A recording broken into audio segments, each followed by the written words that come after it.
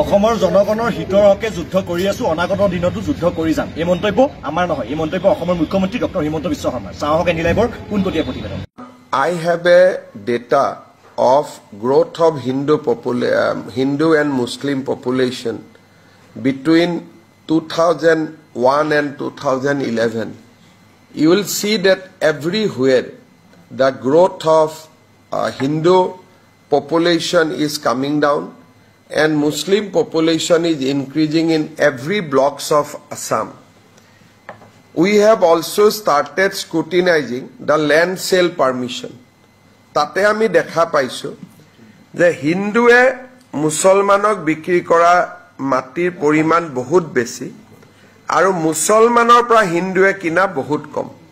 Even Tinsukiar dore jilat Hindue Musalmanok bikri kora matir সংখ্যা বেছি আৰু মুছলমানে হিন্দুক মাটি বিক্ৰী কৰা সংখ্যা বহুত কম তাৰ পৰা বুজা যায় আৰু এই মুছলিমৰ ভিতৰত বহুতখিনি অসমীয়া মুছলিম আছে খিলঞ্জিয়া মুছলিম আছে তাত আমাৰ একো আপত্তি নাই কিন্তু জেনাৰেলি যদি আপুনি চাব যায় তেতিয়ালে দা ডেমোগ্ৰাফি যেটো চেঞ্জ হৈছে চেঞ্জটো অকল পপুলেশনত হোৱা নাই ওয়েলথটো হৈ আছে ইমান দিনে আমি ভাবি আছিলো যে নাম্বাৰছত হৈছে কিন্তু এতিয়া যেটো দেখা গৈছে অকল সংখ্যাত হোৱা নাই সম্পদটো হৈছে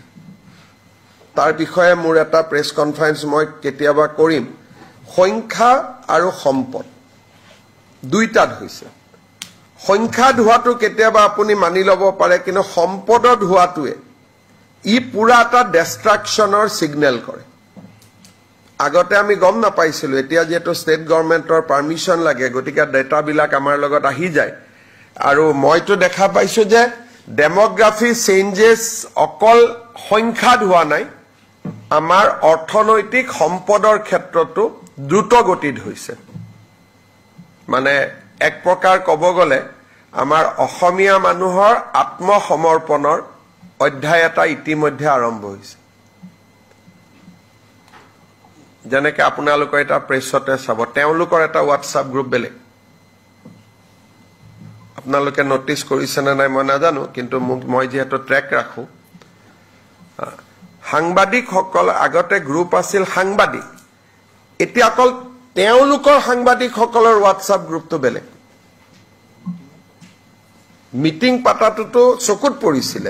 কিন্তু WhatsApp গ্ৰুপটো চকুত নপৰে কিন্তু যেহেতু আমি খা খবৰ ৰাখি থাকো কেইদিনমান আগতে মই গম পাইছো যে তেওঁলোকৰ WhatsApp গ্ৰুপ বিলাকো বেলেগ আপোনালোকৰ লগতো আছে কিন্তু নিজা কৈও আছে কিন্তু আমাৰ মানুহখিনি সেপাৰেট WhatsApp গ্ৰুপ নাই আমাৰ গ্ৰুপটোত আপোনালোকে সবকে ৰাখিছে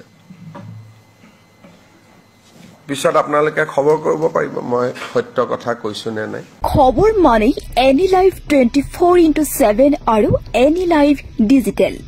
যিকোনো খবৰৰ বাবে যোগাযোগ কৰক 9387734920